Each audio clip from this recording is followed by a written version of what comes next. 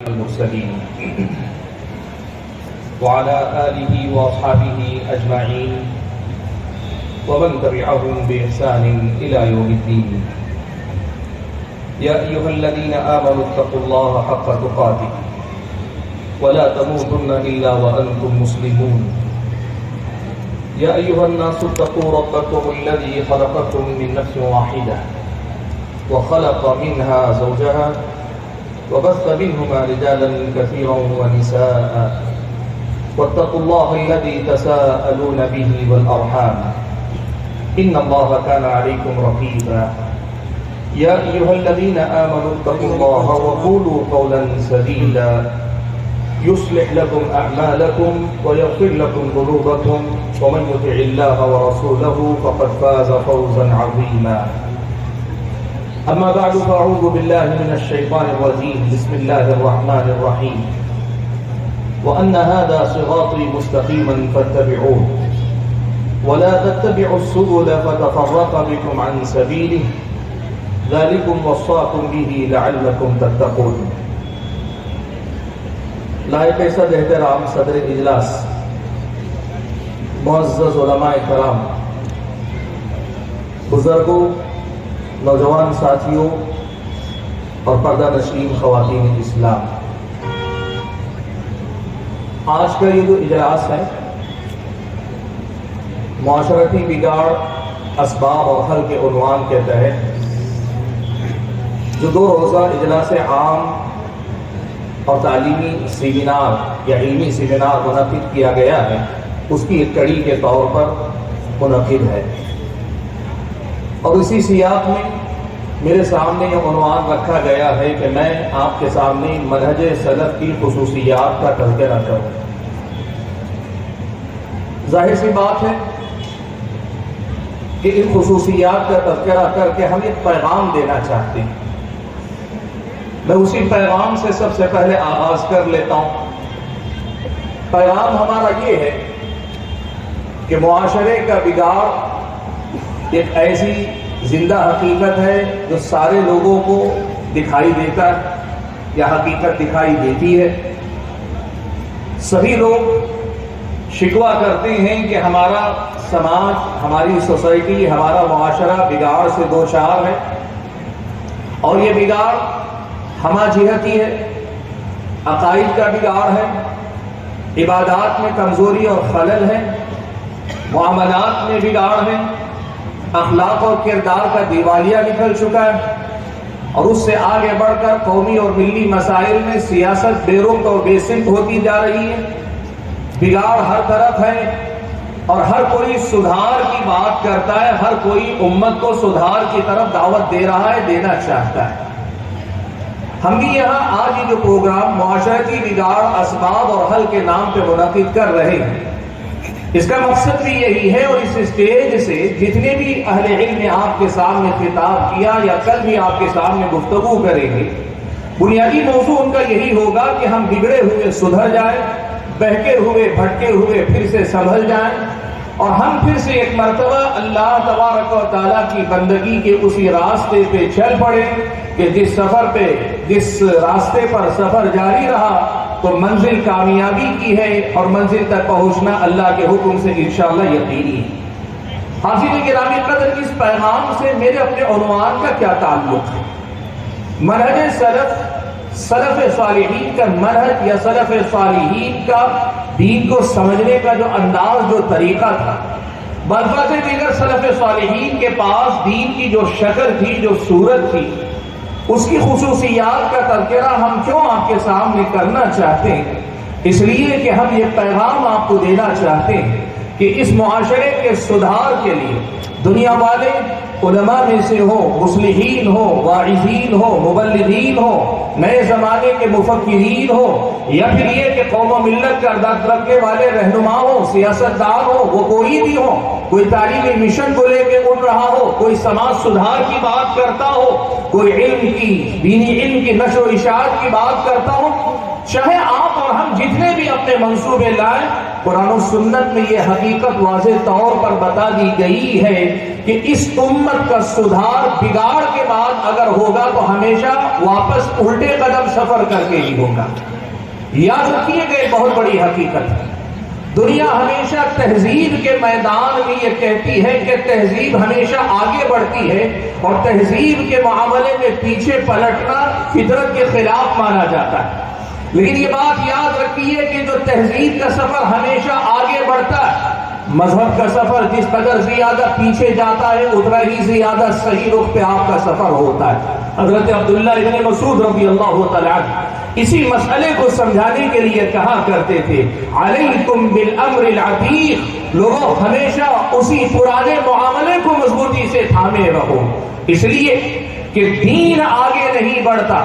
دین ثابت رہتا ہے اور دین پہ چلنے والے لوگ بدلتے زمانے کے ساتھ آگے بڑھتے ہیں۔ اس دین میں اللہ تعالیٰ نے یہ کمال رکھا ہے کہ یہ بدلتا نہیں ہے، لیکن بدلتے ہر زمانے کے حالات کے ساتھ میل کھانے کی صلاحیت اللہ نے اس میں رکھی۔ اس کی وجہ یہ ہے کہ رب العالمین اس دین کا شارع ہے، اس دین کو اللہ تبارک و تعالیٰ نے نازل فرمایا۔ وہ جس نے ہم سب کو پیدا کیا، وہ جو لیل و نہار کے لالے لے جانے کا کام کرتا، وہ جس کے ہاتھ میں کائنات کی تدبیر ہے، وہ جو قیامت تک کے حالات کو الٹنے پلٹنے بدلنے والا ہے، وہی رب العالمین اس دین کا شارع ہے، یہ اسی کی بھیجی ہوئی شریعت ہے، اور اس نے اس دین کے اندر یہ کمال رکھا ہے کہ یہ دین بدلتا نہیں، لیکن بدلتے حالات نے سماج کے ہر طبقے کی صحیح رہنمائی کما حقہ کرنے کی قابلیت اور صلاحیت اللہ تبارک و تعالیٰ نے اس دین کے اندر رکھی۔ اسی لیے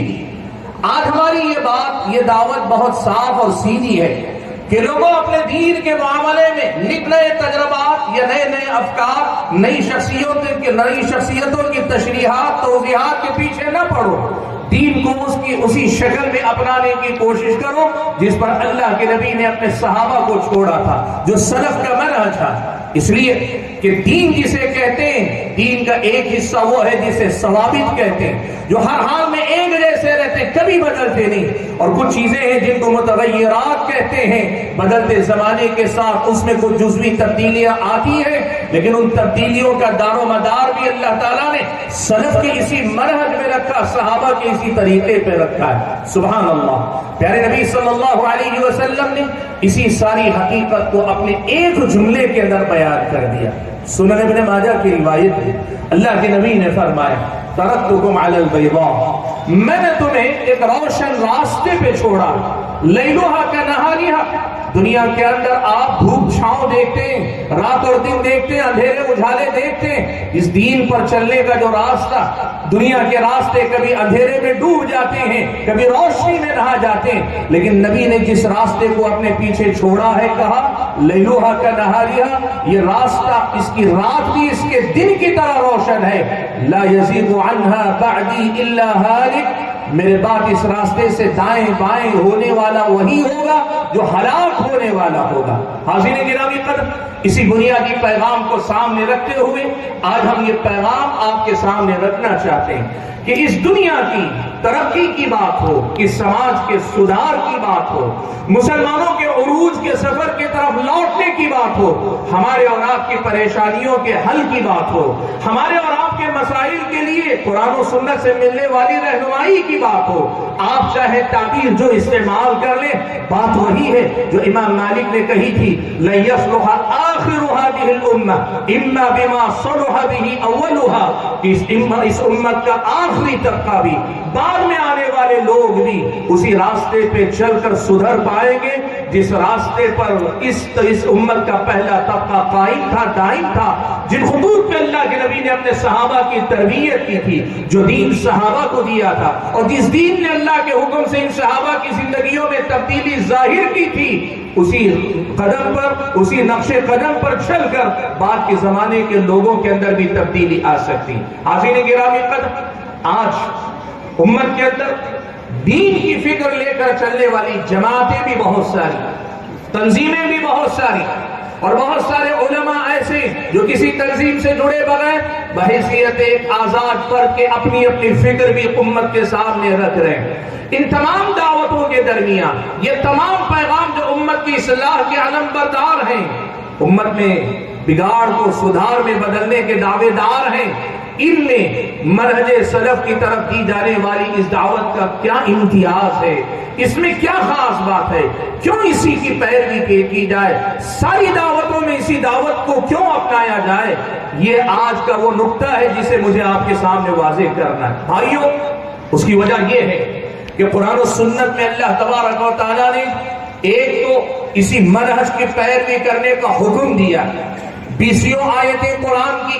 10 حدیثیں پیارے نبی صلی اللہ علیہ وسلم کی، سینکڑوں آثار صحابہ کے، اور اس سے آگے بڑھ کر 1400 سال کے امت کے بے شمار تجربات کہ جب بھی کسی فتنے نے سر اٹھایا بلاخر اس کی سرکوبی اسی منہج پہ چل کے ہو سکی. یہ سارے وہ اسباب ہیں جن کی وجہ سے یہ دعوت بڑے اعتماد کے ساتھ آپ کے سامنے دی جاتی ہے، دی جا سکتی ہے کہ اسی منہج سلف پر چل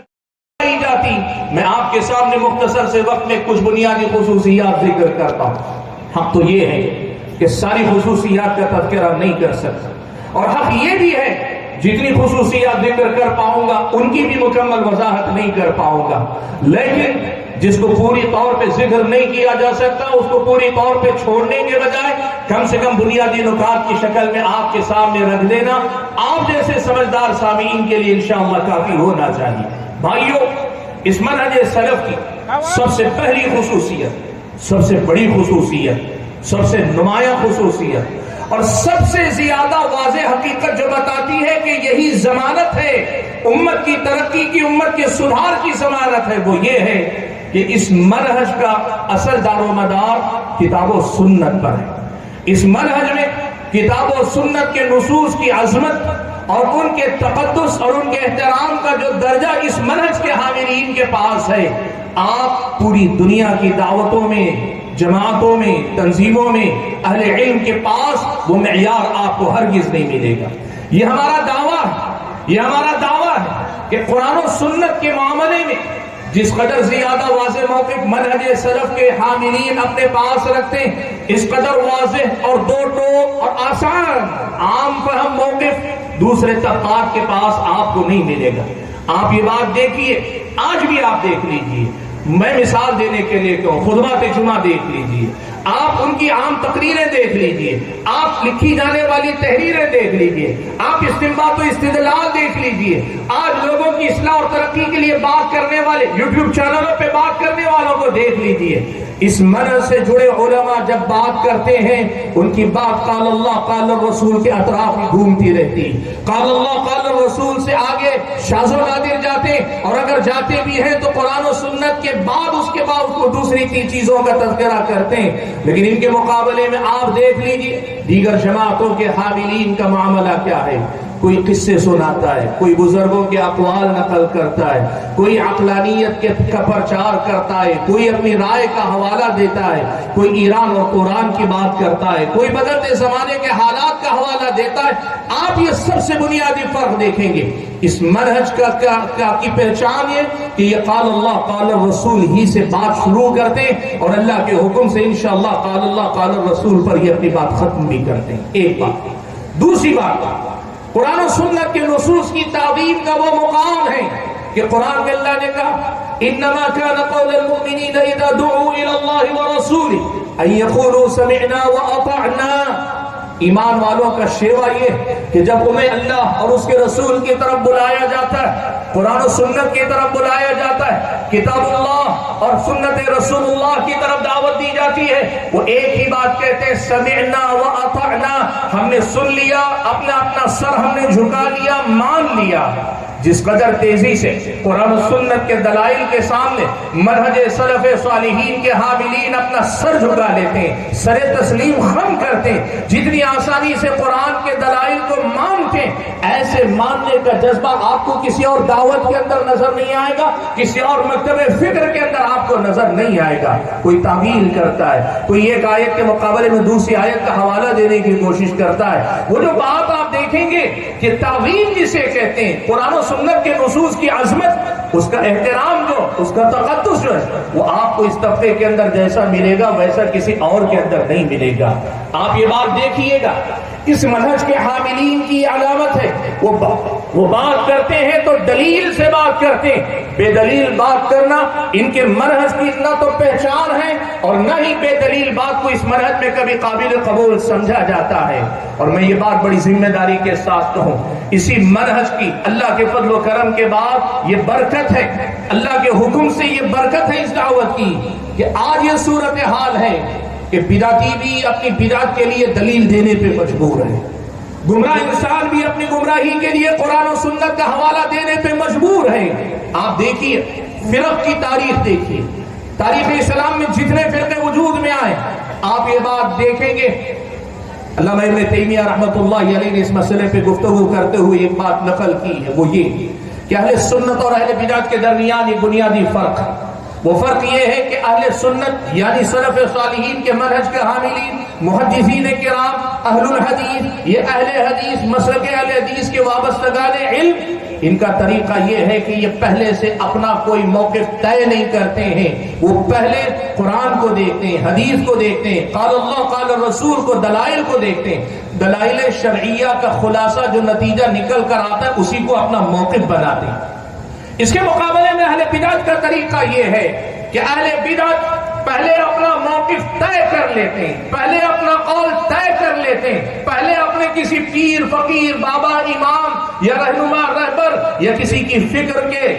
متاثر ہو کر اس کے علم بردار بن جاتے ہیں، پھر اس کی تائید کے لیے دلائل ڈھونڈنے کے لیے جاتے ہیں۔ اور اگر کوئی دلیل مبہم مل گئی ٹھیک، تو پھر یا تو کسی آیت و حدیث کو مانا تھوڑا بہت آگے پیچھے کر کے دلیل بنانے کی کوشش کرتے ہیں، یا پھر سارا زور سامنے والوں کے جو دلائل ہیں ان کو باطل قرار دینے، ان میں کمزوری نکالنے پہ خرچ کر دیتے ہیں۔ اہل حدیث اور اہل رائے یا اہل السنہ اور اہل بدعت کا ایک واضح فرق ہے، یہ شیخ الاسلام ابن تیمیہ نے ذکر کیا۔ ہر بدعت کا آغاز بے دلیل ہوتا ہے، لیکن یہ بات یاد رکھیے گا، اسی منہج سلف کی دعوت کا فرق ہے یہ کہ آج بدعتی بھی اپنی بات کے لیے قرآن یا حدیث سے دلیل دینے پہ مجبور۔ اور میں یہ بات آپ کے سامنے کہوں، ہمارے سامنے معاصرین میں سے بعض ایسے معاصرین کے اعترافات موجود ہیں،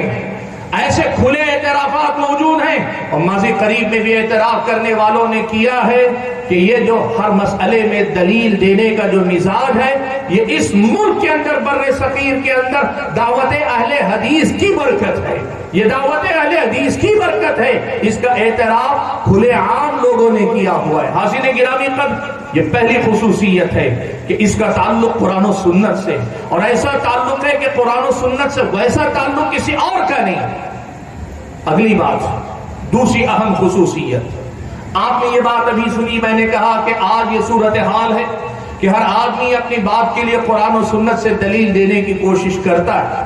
منہج اہل حدیث کی دوسری خصوصیت، منہج سلف کی دوسری اہم خصوصیت یہ ہے کہ وہ قرآن و سنت کے نصوص سے استنباط اور استدلال جب کرتے ہیں تو اس استنباط اور استدلال میں اپنی سمجھ، اپنے کسی معاصر عالم کی سمجھ یا 100 سال 200 سال پہلے والے عالم کی سمجھ کے مقابلے میں ہمیشہ وہ پیارے نبی صلی اللہ علیہ وسلم کے صحابہ کی سمجھ کی بات کرتے ہیں۔ قرآن کی تفسیر قرآن سے، قرآن کی تفسیر حدیث رسول سے، قرآن و سنت کی تفسیر صحابہ کے اقوال سے، سلف صالحین کے فہم سے، یہ ان کا طرہ امتیاز ہے۔ حاضرین گرامی قدر،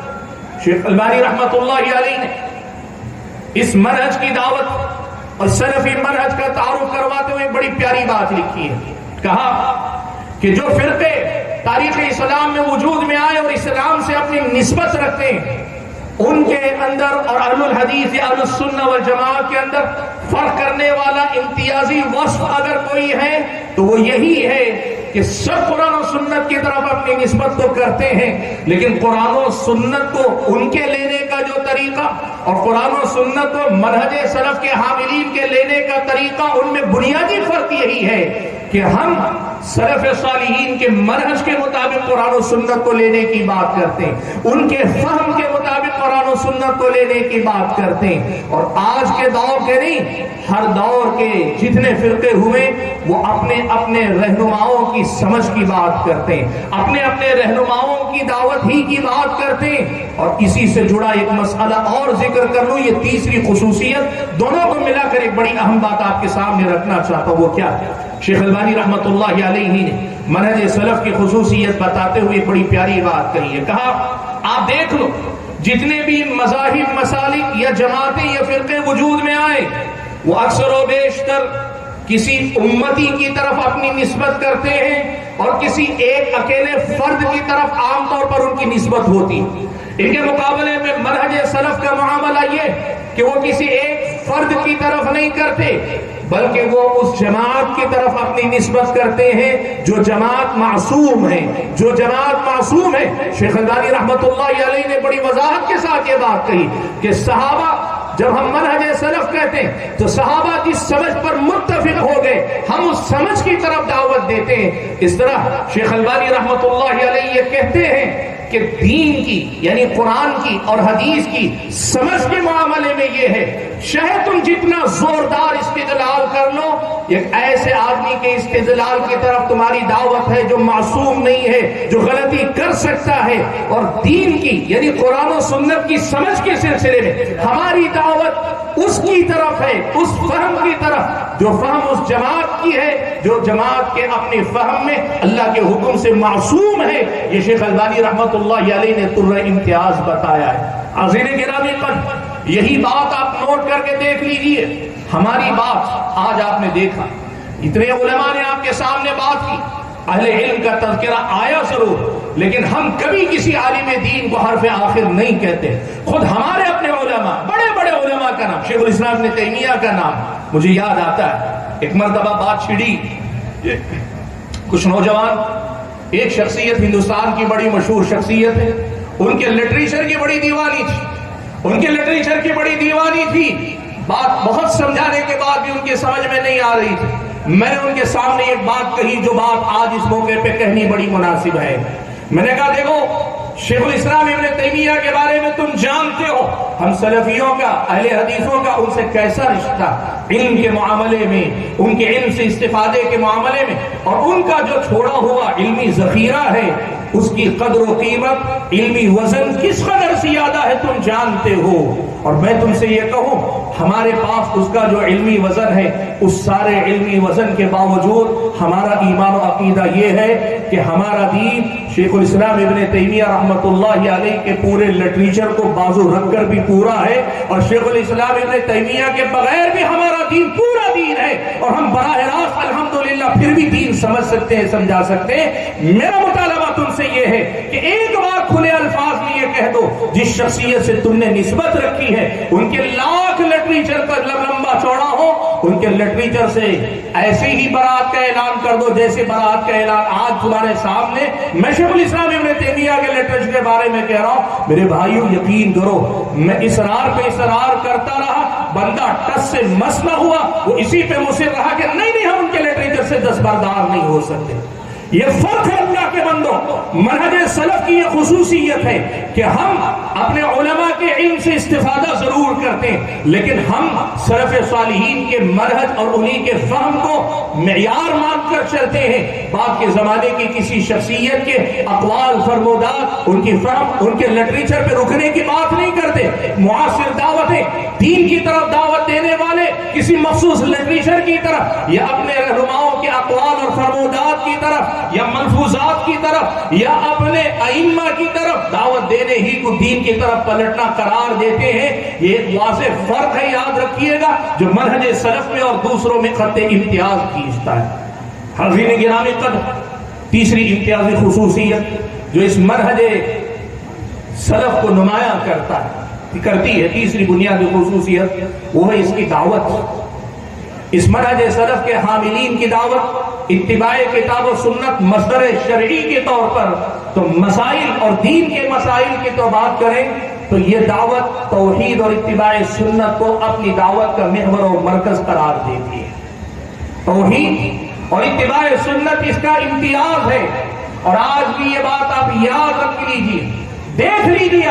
میدان دیکھ دیکھ لیجیے کتنی جماعتیں کتنی تنظیمیں ہیں، کیا آج بھی توحید کے نام پہ کام کرنے والی اس جماعت کے علاوہ کوئی واضح جماعت آپ کو میدان میں ملتی ہے؟ آپ دیکھ لیجیے، زمانہ آپ کے ہاتھ میں گواہی دے گا کہ آج بھی دعوت کی توحید کی بے لاگ دعوت، شرک کے خلاف کھلا محاذ کھولنے کے معاملے میں جو کردار اس منہج اہل حدیث کے حاملین، منہج سلف کے حاملین کو اللہ نے عطا کی سعادت، یہ کسی اور کے نصیب میں نہیں آئی۔ اور توحید کے ساتھ اتباع سنت کا جو معاملہ، اتباع سنت کے معاملے میں بھی چاہے وہ بدعات کی نکیر ہو، بدعات کا انکار ہو، اہل بدعت سے برات کا اعلان ہو، اہل بدعت سے دوری کا معاملہ ہو، یا پھر یہ کہ اتباع کے مقابلے میں تقلید پر جمے رہنے کو غلط قرار دے کر اہل علم سے فائدہ اٹھاتے ہوئے امام ابو حنیفہ، مالک، شافعی، احمد بن حنبل اور بقیہ محدثین، فقہاء سب کے موجودہ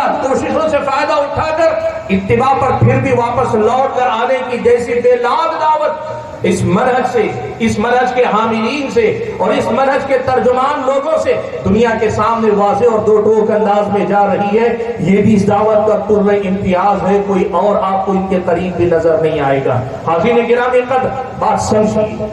سمجھیے، ہم نے جو بات کہی یہ تو بنیادی دعوتیں کیوں دی معلوم ہے آپ کو؟ یاد رکھنا، شرک اگر امت کے اندر رہے گا، شرک اکبر ہو، شرک اصغر ہو، تو پھر اس امت کا رشتہ اللہ تبارک و تعالیٰ سے کٹ جائے گا، یا اللہ تعالیٰ سے انتہائی کمزور ہو جائے گا۔ اور اگر بدعت اور تقلید کا ماحول ہوگا تو اس امت کا رشتہ نبی علیہ الصلوۃ والسلام سے کٹ جائے گا، یہ رشتہ کمزور ہو جائے گا۔ اور آپ بتاؤ، جس امت کا رشتہ رب العالمین سے کٹ جائے یا کمزور ہو جائے، جس امت کا رشتہ نبی سے کٹ جائے یا کمزور ہو جائے، اس امت کے پاس دین کے نام پہ بچے گا کیا اللہ تعالیٰ کے بندوں؟ اسی لیے اللہ تعالیٰ کے بندوں، منہج سلف کی یہ امتیازی خصوصیت ہے کہ توحید اور اتباع اس کی نمایاں پہچان ہے، اس کی نمایاں خصوصیت ہے۔ بھائیو، اسی سے جڑی ہوئی ایک اور خصوصیت آپ کے سامنے میں ذکر کر لیتا ہوں۔ منہج سلف کے حاملین جس دین کے ترجمان ہیں، ان کی ایک اہم خصوصیت یہ کہ ان کی دعوت ایک مکمل دعوت ہے، دین کو سارے کے سارے دین کو شامل ہے، سارے دین کو اس نے اپنے جلوں میں لیا ہوا ہے۔ آپ یہ بات نوٹ کر کے دیکھو، اس وقت بعض دینی جماعتیں، ایک دینی جماعت ہے کام کرتی ہے میدان میں، 6 باتیں پچھلے 70 سال 60 سال سے جو بھی کام ہو رہا ہے، 6 باتیں، اور یہ 6 باتیں کون سی؟ کیا یہ دین کا خلاصہ، دین کا نچوڑ ہے؟ نہیں، ایک عالم نے ایک علاقے کے لوگوں کی ضرورت کو دیکھتے ہوئے 6 بنیادی باتیں مناسب سمجھی، اور پوری دعوت ساری دنیا میں چہل پہل ہے، لیکن دین کے نام پہ جو دعوت دی جاتی ہے اس جماعت سے جڑنے والے لوگوں کا کل دین وہ صرف 6 باتیں، اور وہ 6 باتیں بھی پوری مکمل نہیں ہو پاتی۔ وہ دین سے جڑنے کے نام پہ صرف 6 باتوں سے جڑتے ہیں۔ یہ دوسری جماعت ہے، حاکمیت، رب العالمین کی حاکمیت کے نام پر حکومت الہیہ قائم کرنے کے نام پہ بات کرنے والی، ایک مسئلے کو لے کر سارے دین کی تشریح اسی ایک مسئلے کی سیاق میں کر دینے والی جماعت ہے۔ میں یہ بات آج بڑی ذمہ داری کے ساتھ کہہ رہا ہوں۔ منہج سلف کی یہ بنیادی خصوصیت ہے کہ یہ کل دین کی دعوت دیتے ہیں، یہاں عقائد کی بات ہے، عبادات کی بات ہے، معاملات کی بات ہے، اخلاق کی بات ہے، اور آج کہوں سیاست کی بھی بات اس دعوت کا لازمی حصہ ہے، لیکن سیاست کے وہ اصول نہیں جو دنیا طے کرے، اصول وہ نہیں جو دو تنظیمیں طے کریں۔ شریعت مطہرہ نے سیاست کو جس درجے میں رکھا اس درجے میں رکھ کر سیاست بھی ان کی دعوت کا لازمی حصہ ہے اللہ تعالیٰ کے بندوں۔ اور میں کہوں، لوگ یہ کہتے ہیں اہل حدیثوں کی دعوت کیا ہے؟ وہی 5-6 مسائل ہیں، آمین بالجہر، رفع الیدین، سینے پر ہاتھ باندھنا، یا ایسے ہی گنے چنے چند مسائل کی یہ دعوت دیتے ہیں، اور یہ سمجھتے ہیں کہ اہل حدیث کی دعوت یا منہج سلف کی طرف دعوت دینے والے یہ صرف مسائل کی طرف دعوت دینے والے۔ آج یہ مسئلہ بھی آپ سمجھ لو اللہ کے بندو، یاد رکھنا، ہماری نظر میں نبی کی ہر سنت اتنی اہم ہے کہ اس کی طرف مستقل دعوت دی جائے، اس میں ہمیں کوئی جو شرم نہیں اور کسی قسم کا ہمیں تردد نہیں، لیکن یاد رکھنا یہ جو مسائل ہیں، یہ مسائل ہماری نظر میں مسائل بھی ہیں، اور یہ مسائل ہماری نظر میں اتباع اور تقلید جامد کے درمیان، اتباع اور تقلید شخصی کے درمیان فرق کرنے والے مسائل ہیں، اور آپ یہ بات ساری دنیا جانتی ہے۔ اتباع کی دعوت دینا، یہ دین کے اصل کی طرف، بنیاد کی طرف دعوت دینا، یہ وہ مسائل ہیں جو اتباع اور تقلید کے درمیان فرق کرنے والے نمایاں مسائل ہیں۔ لہذا اگر ہم ان مسائل کی بات کرتے ہیں تو یہ مسائل مثال ہے، یہ مسائل اصل میں اتباع کے ترجمان ہیں۔ لہذا کوئی یہ نہ کہے مسلک اہل حدیث کی دعوت چند مسائل کی دعوت ہے، اس نے مسلک اہل حدیث کی دعوت کو سمجھا نہیں جس نے یہ کہا کہ یہ دعوت صرف چند مسائل کی دعوت ہے، یہ صرف آمین اور رفع الیدین میں لگے رہتے ہیں۔ اللہ کے بندو، لوگ یہاں تک کہتے امت کہاں چلی گئی، کفار تمہارے خلاف اتنے منصوبے بنا رہے ہیں اور تم ابھی بھی آمین اور رفع الیدین میں بیٹھو۔ اللہ کے بندو سنو،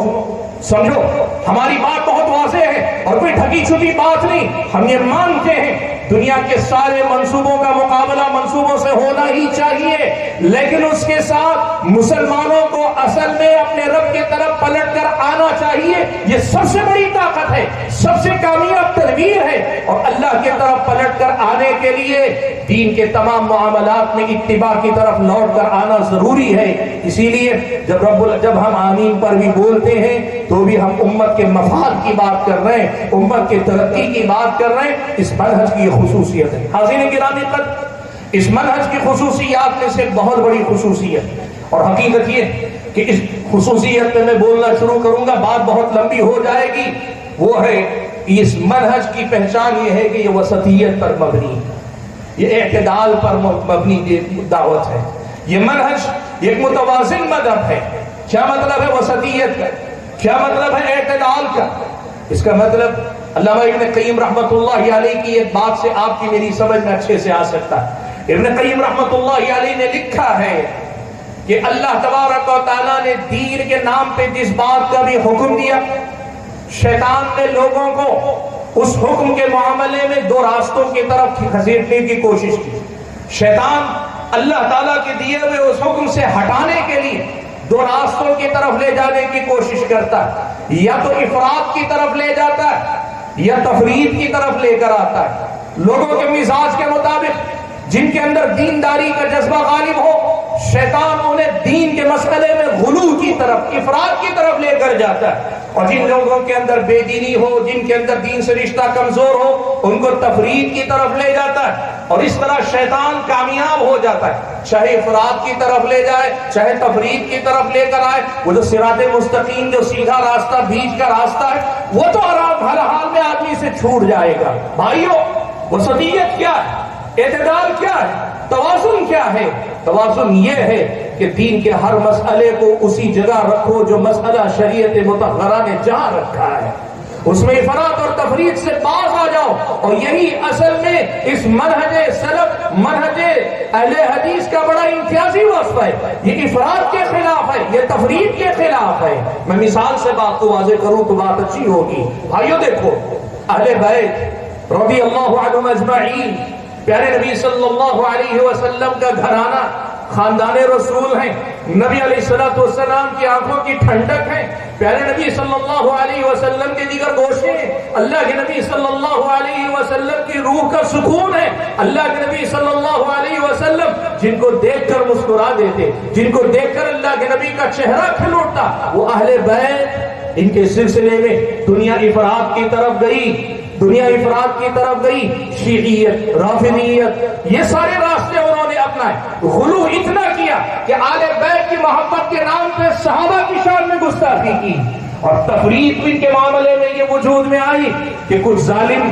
ناصبی وجود میں آئے، نواسب وجود میں آئے، خارجی خوارج وجود میں آئے، جنہوں نے اہل بیت سے بغض رکھا، اہل بیت سے دشمنی کی۔ منہج سلف کی یہ امتیازی خصوصیت ہے، یہ پہچان ہے کہ وہ اہل بیت سے محبت کو دین و ایمان مانتے ہیں، لیکن نہ رافضیوں کی طرح اہل بیت کی محبت میں غلو کرتے، نہ ان کی محبت کے نام پہ کسی صحابی کے ہم میں ذرا برابر کمی بیشی کرنے کے لیے تیار ہیں۔ اور نہ ہی نواسب کی طرح اہل بیت سے برات یا ان سے دوری یا ان سے کسی قسم کی نفرت کا کوئی مسئلہ اپنے پاس روا رکھتے ہیں۔ وہ مانتے ہیں کہ خوارج کی بدعت، نواسب کی بدعت بھی بدعت ہے، وہ مانتے ہیں کہ اہل بیت کی شان میں غلو کرنا بھی بدعت ہے۔ یہ وسطیت ہے، یہ وسطیت ہے جو اہل سنت کی پہچان ہے۔ اہل سنت وسط ہے کس معاملے میں؟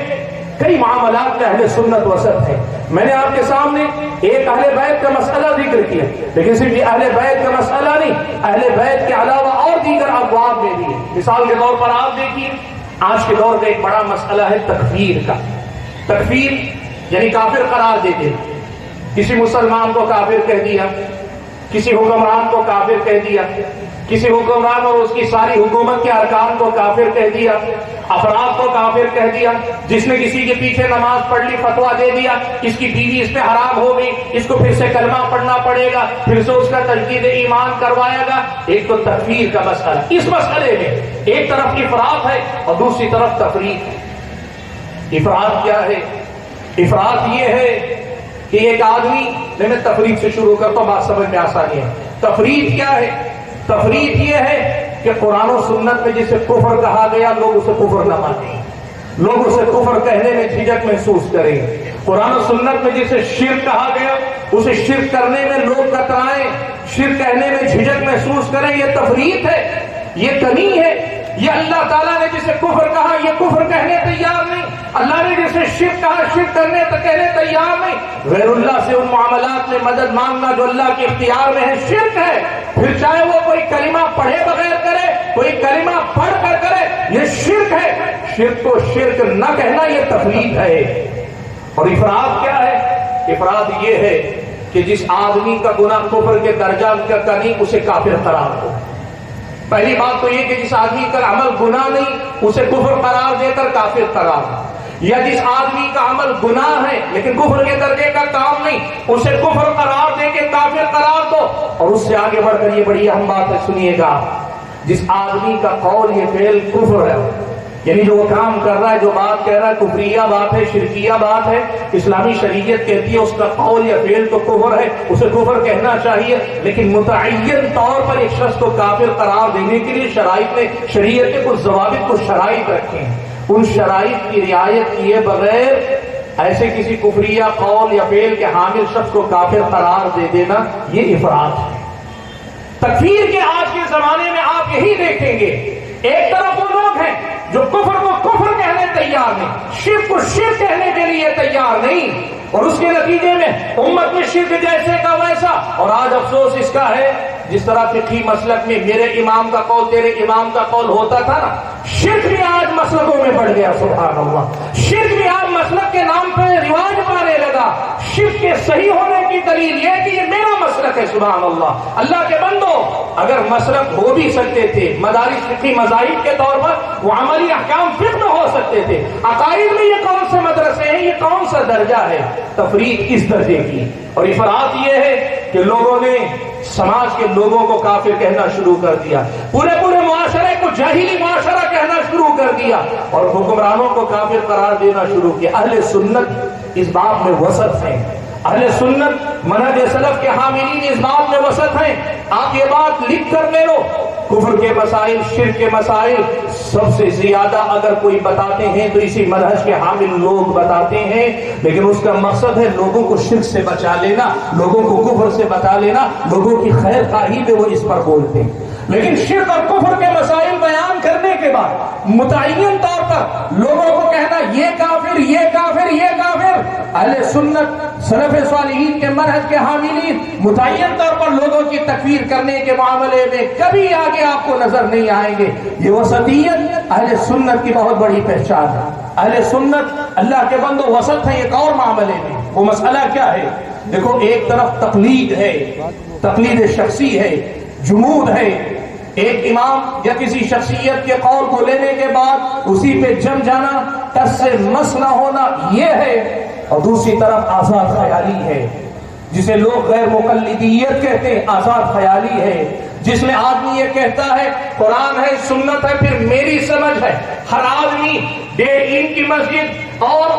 ہلدی کی آدھی گانٹھ لے کر پنساری کی دکان کھولنے کا مزاج لے کر ہر آدمی ایک مدرسہ، ہر آدمی ایک نئے دین کی تشریح کر رہا ہے، یہ آزاد خیالی ہے۔ یاد رکھو اللہ کے بندو،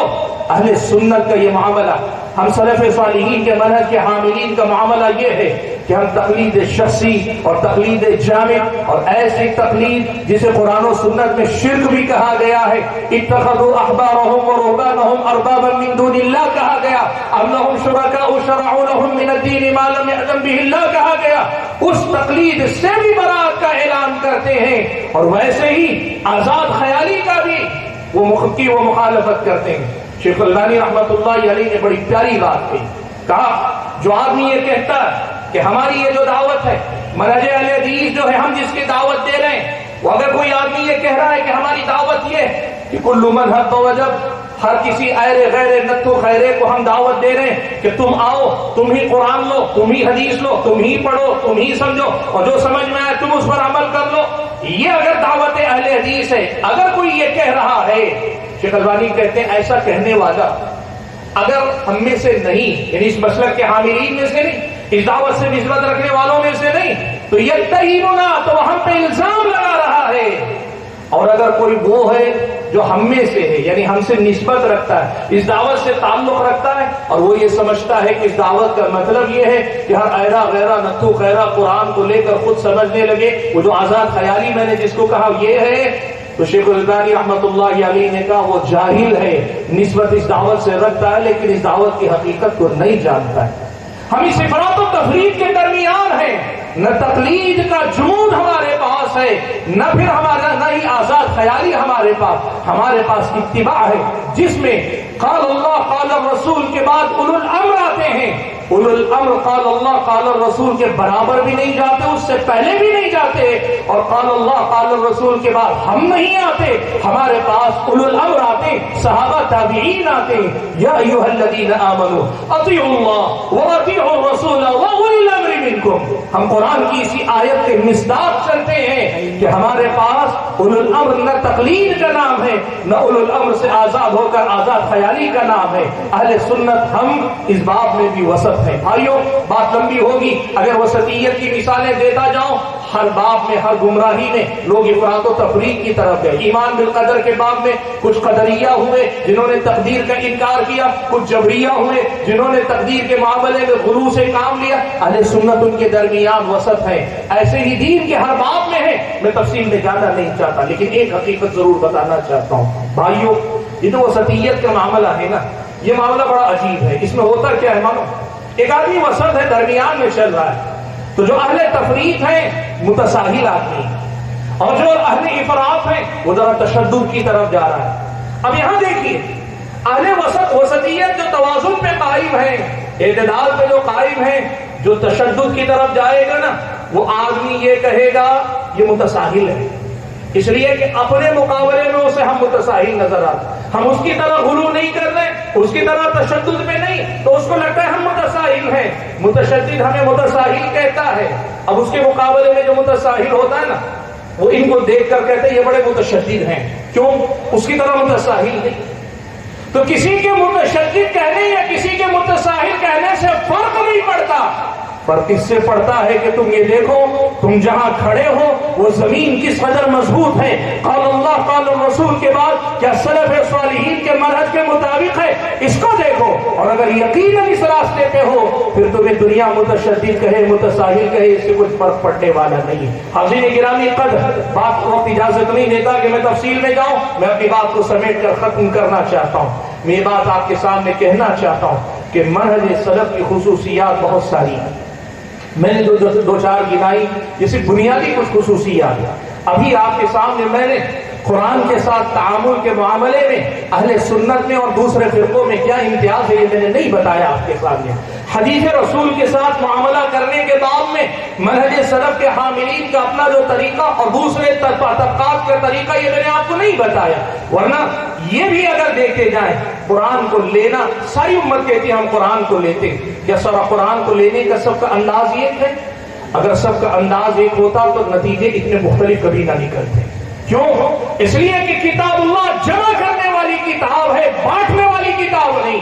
لیکن کتاب اللہ کا حوالہ لے کر اس قدر بٹ رہے ہیں، اس کا مطلب یہ ہوا کتاب اللہ کو لینے کا طریقہ اور سلیقہ الگ الگ ہے لوگوں کا اپنا۔ سنت رسول، حدیث رسول کے ساتھ معاملہ کرنے کے لوگوں کے اپنے اپنے طریقے ہیں، وہ اجازت نہیں دے گا کہ میں تفصیل میں جاؤں۔ آپ دیکھ لو ایک حدیث رسول،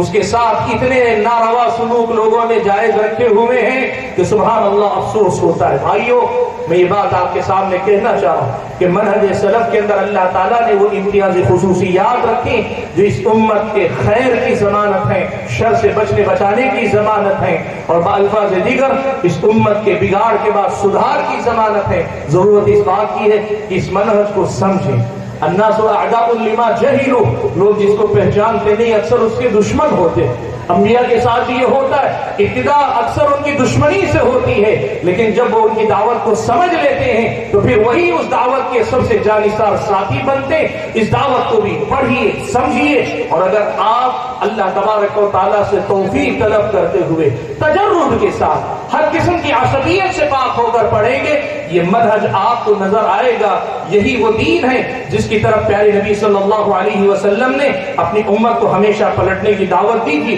یہ اقبال کے الفاظ میں یہ دعوت، یہ دعا دوں گا، یہ پیغام دوں گا،